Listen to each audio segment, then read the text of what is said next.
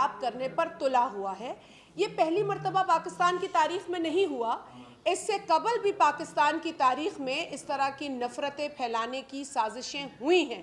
کبھی لوگوں کو مذہب کی بنیاد پر لڑایا گیا، کبھی رنگ کی بنیاد پر لڑایا گیا، کبھی نسل کی بنیاد پر لڑایا گیا۔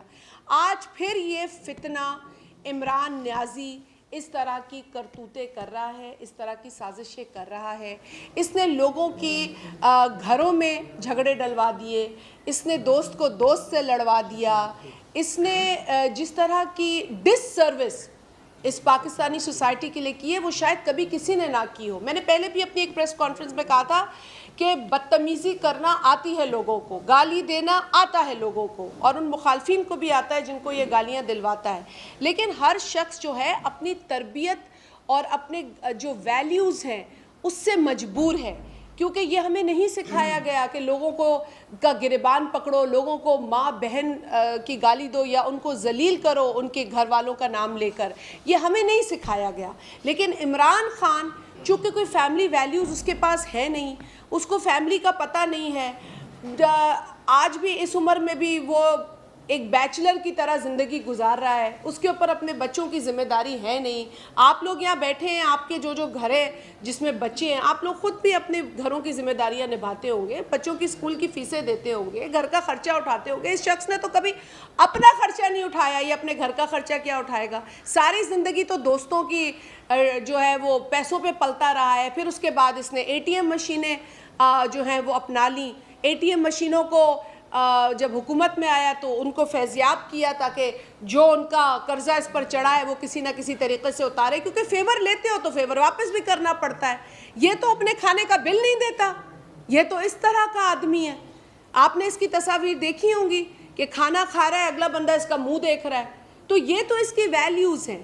تو جو عمران خان کی ویلیوز ہیں وہ کسی سے ڈھکی چھپی نہیں ہے، صرف یہ ہے کہ یہ لوگوں کے ذہنوں کو گمراہ کر رہا ہے، اور کچھ معصوم لوگ جو ہیں وہ گمراہ ہوتے چلے جا رہے ہیں۔ مجھے تو ان کی عقل پہ حیرت ہوتی ہے۔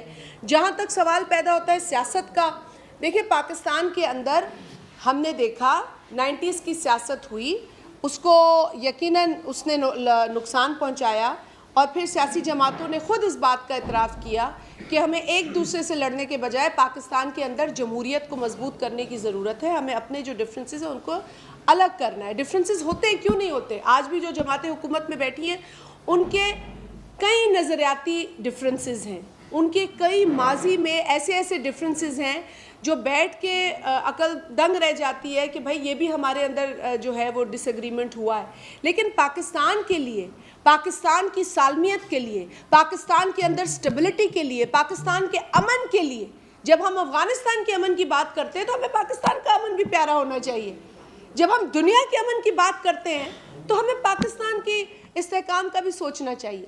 اور یہی وجہ ہے کہ ڈفرینسز کے باوجود رواداری کی سیاست کو پروموٹ کرنے کی کوشش کی جا رہی ہے، جس کے نتیجے میں ہماری خواہش یہی ہے کہ پاکستان سٹیبل ہو۔ یہ ملک ہے تو ہم ہیں، یہ ملک ہے تو میں آپ کے ساتھ بات بھی کر رہی ہوں، یہ ملک ہے تو یہ عمران خان اپنی سیاست چمکا رہا ہے، یہ سستی شہرت کے لیے لوگوں کو گالیاں دے رہا ہے، یہ ملک ہے تو یہ سب کچھ ہو رہا ہے۔ اور اس شخص کو یہ سمجھ میں نہیں آتا، اب وہ نہیں بھی آتا کیونکہ اس کا جو امیڈیٹ خاندان ہے وہ تو یہاں رہتا نہیں، بچے اس کے یہاں رہتے نہیں ہیں، امپورٹڈ کا یہ جو ہے وہ بین بجاتا رہتا ہے، لیکن اس کے اپنے بچے بغل میں دیکھے، بھائی تیرے اپنے بچے کہاں رہتے ہیں، کہاں رہتے ہیں، کہاں پلے، کہاں بڑے، کہاں کا کھا رہے ہیں۔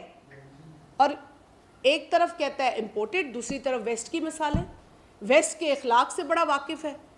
ویسٹ کے جن اخلاق سے عمران خان واقف ہے وہ اخلاق اللہ کسی کو نہ دے، ایسے اخلاقیات کی، ایسی مورالٹی کی کسی کو ضرورت نہیں ہے۔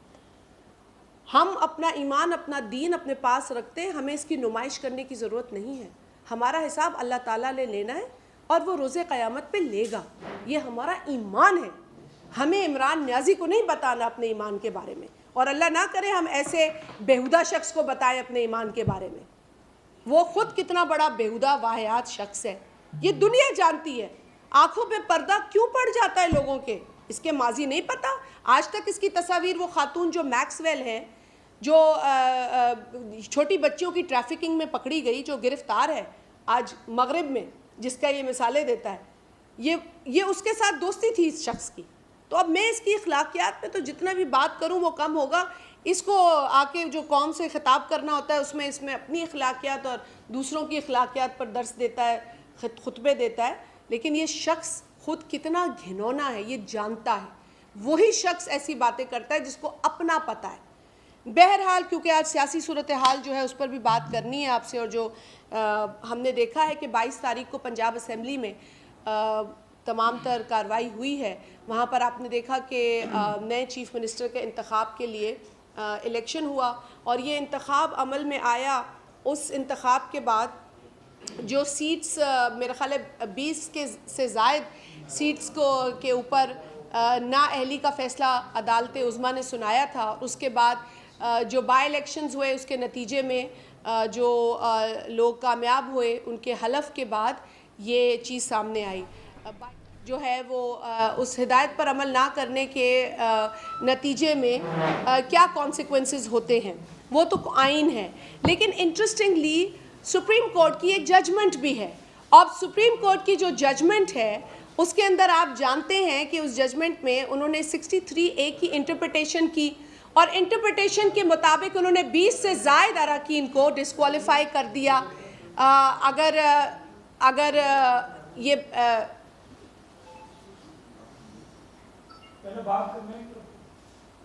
تو انہوں نے 20 سے زائد لوگوں کو ڈسکوالیفائی کر دیا, اگر آپ لوگوں کو یہ بات یاد ہو. اچھا, اب معاملہ آ جاتا ہے سپریم کورٹ کی اپنی جو فیصلہ ہے اس کی انٹرپریٹیشن کا. اب جو ان کا وہ فیصلہ تھا وہ صحیح تھا یا غلط تھا, کیونکہ جو کارروائی پنجاب اسمبلی میں 22 تاریخ کو ہوئی ہے وہ اسی عدالت کے فیصلے کی روشنی میں ہوئی ہے. تو اگر عدالت کا فیصلہ ان 20 سے زائد اراکین کے لیے درست تھا تو پھر یہاں پر جو خط موصول ہوا ہے چودھری شجاعت صاحب کا بطور سربراہ پی ایم ایل, وہ خط درست نہیں ہے. یہ عجیب بات ہے. اور اگر عمران احمد نیازی بطور اپنی جماعت کے سربراہ کے اسی طرح کا خط اپنی جماعت کے لوگوں کو لکھتے ہیں جو کہ بنیاد بنتی ہے ان لوگوں کے ڈسکوالیفیکیشن کی اور ووٹ خارج ہونے کی, تو پھر وہ صحیح اور یہ غلط کیسے ہو سکتا ہے؟ اب یہ تو دو خط ہیں. ایک خط جو ہے وہ مہان ہے اور دوسرا خط جو ہے اس کی کوئی اوقات نہیں ہے. تو یہ تو دو معیار ہے, دوہرا معیار بڑا واضح ہے. تو میں سمجھتی ہوں کہ ان چیزوں کو ہم نے پہلے بھی کلیئر کیا ہے, ہم ایک بار پھر کلیئر کرنا چاہتے ہیں کہ یہ دو خط ایک ہی جیسے خط ہیں. ایک خط عمران احمد نیازی نے بطور سربراہ پی ٹی آئی لکھا, دوسرا خط چودھری شجاعت نے بطور پی ایم ایل کے سربراہ ہونے کی حیثیت سے لکھا, اور دونوں خطوط کے اندر اپنے اراکین کو واضح جو ہدایات تھی وہ موجود ہیں. لیکن یہ وہی بات ہے نا کہ تمہارا کتا کتا اور ہمارا کتا ٹامی, تو بات تو وہی ہے. اب اس کو کیوں جو ہے وہ اس دوسری نظر سے دیکھا جا رہا ہے؟ یہ پاکستان کے اندر سلسلہ ختم ہونا چاہیے, اور یہ جو لاڈلے کا سلسلہ چلا ہے نا یہ ختم ہونا چاہیے, کیونکہ ہم سب اس ملک کے لاڈلے ہیں. یہ عمران احمد نیازی صرف نہیں ہے جو بک بک بک بک بک بک اپنی بند نہیں کرتا, کبھی کسی کا گریبان پکڑتا ہے, کبھی کسی کی داڑھی کو جا کے نوچتا ہے. اب ہم اسے یہ نہیں کرنے دیں گے. میں نے اس کو پہلے بھی کہا تھا اپنی پریس کانفرنس میں, اگر بکواس کرو گے تو بکواس سنو گے, گالی دو گے تو تمہارے جیسا ہم رویہ تو نہیں کریں گے, پر گالی ہم بھی دے سکتے ہیں اور ہم دے کے دکھائیں گے. ہمارے کارکنان بھی ہیں. تم جب ہوتا ہے لوگوں کو انسٹیگیٹ کرتے ہو, اس ملک کی معیشت کا تم نے حال کیا ہے 4 سالوں میں. فرح گوگی کے لیے تم آ کے آنسو بہاتے ہو کیمراز کے آگے, تمہیں شرم نہیں آتی؟ بجائے اس کے کہ تم یہ بتاؤ کہ 4 سالوں میں تم نے کیا یہاں پر کارنامے انجام دیے. توشے خانے کے تحائف بیچ بیچ کے تم نے اپنے خزانے بھرے. 2 لاکھ روپے یہ دیتا تھا جب یہ وزیر اعظم نہیں بنا تھا. یہ وزیر اعظم بنا پہلا سال اس نے 1 کروڑ ٹیکس دیا ہے. 2 لاکھ ٹیکس سے 1 کروڑ ٹیکس پہ اس نے چھلانگ لگائی ہے. یہ تقریباً 6000% کا اضافہ ہے. بھائی ہم کوئی پاگل ہیں؟ یہ تم کر کیا رہے ہو اس ملک کے ساتھ؟ 4 سالوں میں تم نے لوگوں کو نچوڑ کے رکھ دیا. IMF کے سامنے تم لیٹ گئے. ان کی شرطیں تم نے ایسے مانی ہیں جیسے کوئی سسرالیوں کے آگے جب دلہن لینے جاتا ہے تو لیٹ جاتا ہے. تم نے ایسے وہاں پہ کام کیا. بے شرم شخص ہے یہ بے شرمی کا مظاہرہ روز کر رہا ہے. مجھے صرف حیرت اس بات پہ ہوتی ہے کہ ہمیں یہ بات سمجھ میں کیوں نہیں آ رہی, کچھ لوگوں کو, سب کو نہیں, کچھ لوگوں کو, کہ یہ شخص جھوٹا شخص ہے. کورٹ کے اوپر میں یقیناً ہم انحصار اس لیے کرتے ہیں کیونکہ ہم امید رکھتے ہیں, حالانکہ فیصلے تاریخ میں کوئی خوش آئند نہیں ہوئے ہیں, ہمیں افسوس بھی ہوتا ہے ان فیصلوں کے اوپر, لیکن آج بھی نظریں عدالت کے اوپر ہیں, اور عدالت کے اوپر آج ان کے اپنے فیصلے کی روشنی میں نظریں ہیں. جو سپریم کورٹ کا فیصلہ ان 20 سے زائد اراکین کی ڈسکوالیفیکیشن کا اور ان کی انٹرپریٹیشن 63A کی تھی, اس کے اوپر ہماری نظریں ہیں. اگر تو وہ صحیح ہے تو پھر یہ جو ہوا ہے پنجاب اسمبلی میں 22 تاریخ کو وہ صحیح ہے. جی بیرسٹر صاحب, وہ صحیح ہے. اور اگر وہ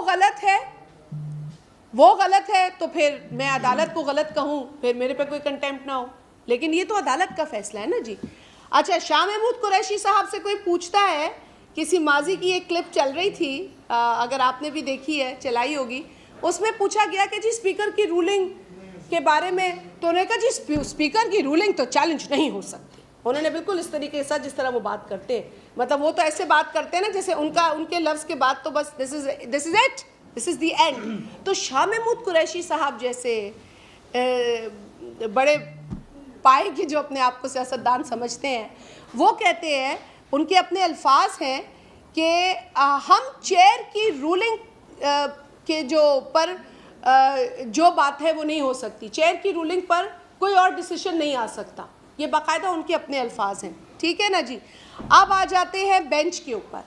ہم یہ چاہیں گے کہ یہ فل بینچ ہو, اور بنتا بھی فل بینچ ہونا ہے, کیونکہ دیکھیں 3 لوگ ہیں, ڈیوائیڈ ہو جاتے ہیں, فیصلہ نہیں آ پاتا, اور اس میں دیر ہوتی ہے. یہ اتنا امپورٹنٹ فیصلہ ہونا ہے, کیونکہ یا تو پھر 63 کی انٹرپریٹیشن وہ نہیں ہونی چاہیے تھی جس سے یہ ساری چیز کریٹ ہوئی ہے. یہ ساری چیز کریٹ ہی اسی انٹرپریٹیشن کے بعد ہوئی ہے نا, جو انٹرپریٹ ہوا 63A اس ججمنٹ کے اندر. اور اگر اب کوئی فیصلہ آنا ہے تو یہ ہماری ڈیمانڈ سمجھ لیں عدالت کے سامنے, یا ریکویسٹ سمجھ لیں, جو بھی لفظ بہتر ہے, کہ ہم یہی ریکویسٹ کر رہے ہیں کہ عدالت کو فل بینچ اس پہ قائم کرنا چاہیے, لارجر بینچ, جس کو میں خیال ٹیکنیکلی اٹس بیٹر ٹو سے لارجر بینچ اور full bench, so that this important decision is decided with that collective wisdom. کیونکہ آج پورا جو رجحان ہے, جو پورا فوکس ہے, وہ اب اس فیصلے کے اوپر ہے. تو لہٰذا ہم بار بار یہی ریکویسٹ کر رہے ہیں عدالت سے کہ خدا را اسے 3 ممبر بینچ پر نہ رکھیں, اسے لارجر بینچ یا فل بینچ کی طرف لے جائیں, if a fair judgment is to be given on this. اچھا, اس کے علاوہ باتیں تو بہت ہیں, آپ کے سوال بھی ہوں گے, لیکن میں چاہتی ہوں کہ مرتضی وہاب صاحب اس پر ایڈ کر لیں اور پھر آپ کے سوالات کی طرف بھی ہم جائیں. غلط صاحب. بسم اللہ الرحمن الرحیم. میں بحیثیت شہری کے, بحیثیت قانون کے طالب علم کے اور بحیثیت سیاسی کارکن کے یہ سمجھتا ہوں کہ جو نظریات ہوتے ہیں وہ ایبسلیوٹ ہوتے ہیں, جو پرنسپل ہوتے ہیں وہ ایبسلیوٹ ہوتے ہیں, اور پاکستان کی قوم نے, پاکستان کی عدالتوں نے جو ماضی میں نظریہ ضرورت تھا اس کو اب دفن کر چکی ہے. تو میں سمجھتا ہوں جو بھی اصول ہیں, جو بھی پرنسپلز ہیں, اس کے اوپر ایکسیپشنز نہیں ہوتی ہیں, وہ پھر ایبسلیوٹلی اپلائی کرتے ہیں. اور اگر کوئی پرنسپل اسٹیبلش کر دیا جائے تو وہ مجھ پر بھی اسی طریقے سے اس کا اطلاق ہوگا جس طرح شادیہ بی بی کے اوپر ہوگا, اور جس طرح ہم دونوں کے اوپر اطلاق ہوگا اسی طریقے سے پی ٹی آئی کے اوپر ہونا چاہیے, پی ایم ایل این کے اوپر ہونا چاہیے, یا کسی اور پاکستانی شہری کے اوپر ہونا چاہیے. جو گفتگو کا محور ہے اس وقت وہ آرٹیکل 63A ہے, اور 63A آرٹیکل جو ہے وہ 18ویں آئینی ترمیم میں پاکستان کی جو آئین ساز اسمبلی تھی اس نے اس کے اندر امینڈمنٹ کی, اور امینڈمنٹ کرتے ہوئے کچھ الفاظ کو شامل کیا. یہ 2010 میں 18ویں آئینی ترمیم آئی جس میں آرٹیکل 63A کے اندر جو لا میکرز تھے, کانسٹیٹیوشن میکرز تھے, انہوں نے لفظ پارٹی ہیڈ شامل کر دیا. پارلیمانی پارٹی کا ذکر نہیں ہے, پارٹی ہیڈ کا ذکر ہے, اور یہ مینشن کر دیا کہ وہ پارٹی ہیڈ ہی ہے جو کہ بعد میں الیکشن کمیشن آف پاکستان کو کمیونیکیٹ کرے گا کہ اس نے پارٹی پالیسی سے اس رکن نے انحراف کیا ہے. اور پھر قانون بنانے والوں نے اسی آرٹیکل 63A کی ایکسپلینیشن میں یہ لکھ دیا کہ پارٹی ہیڈ کون ہوتا ہے جس کو آپ نے ڈکلیئر کیا ہو. کسی بھی سیاسی جماعت کو آپ ڈکلیئر عمران خان کے سامنے تو نہیں کریں گے. اس کا جو متعلقہ ادارہ ہے وہ الیکشن کمیشن آف پاکستان ہے جو کہ سیاسی جماعتوں کی رجسٹریشن کرتا ہے. اس الیکشن کمیشن آف پاکستان کے سامنے پاکستان مسلم لیگ کا جو ڈکلیئرڈ صدر ہے، پارٹی سربراہ ہے، پارٹی چودھری شجاعت حسین صاحب ہیں. چودھری شجاعت حسین صاحب 22 جولائی کو ہونے والے وزیر اعلیٰ پنجاب کے انتخاب میں اپنے پارٹی اراکین کو ہدایت جاری کرتے ہیں، ان رائٹنگ ہدایت کو جاری کرتے ہیں، اور وہ جو ہدایت ہے اس کو deputy speaker of the Punjab assembly کو کمیونیکیٹ کر دیا جاتا ہے. اب ڈپٹی اسپیکر پنجاب اسمبلی جو کہ آئین قانون کے مطابق ان کو اس الیکشن کے پروسیس کو کنڈکٹ کرنا ہے، پنجاب اسمبلی کے جو رولز ہیں، قواعد و ضوابط ہیں، اس کے ساتھ اس کو کنڈکٹ کرنا ہے، تو اس کے لیے لازم ہے کہ وہ فیصلہ وہ کرے جو کہ قانونی اعتبار سے صحیح فوٹنگ پر موجود ہے. ڈپٹی اسپیکر صاحب جب فیصلہ کرتے ہیں تو ان کے سامنے آئین کے آرٹیکل 63A کے واضح الفاظ درج ہیں جو کہ پارٹی ہیڈ کا ذکر کرتا ہے، پارلیمانی پارٹی کا ذکر نہیں کرتا. اور پاکستان کی عدالتیں ہوں یا دنیا بھر کی عدالتیں ہوں، انہوں نے ایک اصول اسٹیچوٹری انٹرپریٹیشن کا اسٹیبلش کیا ہے جو کہتے ہیں لٹرل انٹرپریٹیشن، کہ جب آئین کے قانون کے الفاظ بالکل واضح ہوں، غیر مبہم ہوں، تو آپ کی ذمہ داری ہے عدالتوں کی کہ ان الفاظ کو منوان فالو کیا جائے، ان کو ریڈ ڈاؤن کرنے کی ضرورت نہیں ہے. یہ اسٹیبلش پرنسپل آف لا ہے پاکستان میں بھی اور دنیا بھر کی جورسپروڈنس میں. ڈپٹی اسپیکر صاحب آئین کے آرٹیکل 63A کے حوالے سے جب واضح الفاظ دیکھتے ہیں وہ فیصلہ کرتے ہیں. اس کے علاوہ جب 18ویں آئینی ترمیم کا 63A عزت مآب سپریم کورٹ کے سامنے ماضی میں چیلنج ہوا تو سپریم کورٹ کی فل کورٹ بیٹھا 17 کے 17 جج صاحبان، اور اس کی رپورٹڈ ججمنٹ ہے 2015 PLD supreme court page 401. 2015 PLD supreme court page 401. 17 کے 17 ججز اس کیس میں بیٹھے اور آرٹیکل 63A کے حوالے سے اپنا پوائنٹ آف ویو بیان کیا. اور پوائنٹ آف ویو بیان کرتے وقت پیراگراف 112 میں، پیراگراف 113 میں انہوں نے بتایا کہ 18ویں آئینی ترمیم میں جو الفاظ استعمال کیے گئے ہیں وہ پارٹی ہیڈ کے کیے گئے ہیں، اور اس کی انہیں ریزننگ بھی دی کہ پاکستان کے معروضی سیاسی حالات میں جو آبجیکٹو سچویشن ہے پاکستان کی پولیٹیکل سچویشن کی، اس کے عین مطابق یہ وزڈم تھا اس آئین ساز اسمبلی کا. یہ اس ججمنٹ میں عزت مآب سپریم کورٹ کہہ چکی ہے. اور اس جو 8 جج صاحبان کا یہ ورڈکٹ ہے 112 113 پیراگراف میں، اس میں honourable chief justice of Pakistan Umar Ata Bandial صاحب خود سگنیٹری ہیں اس کے.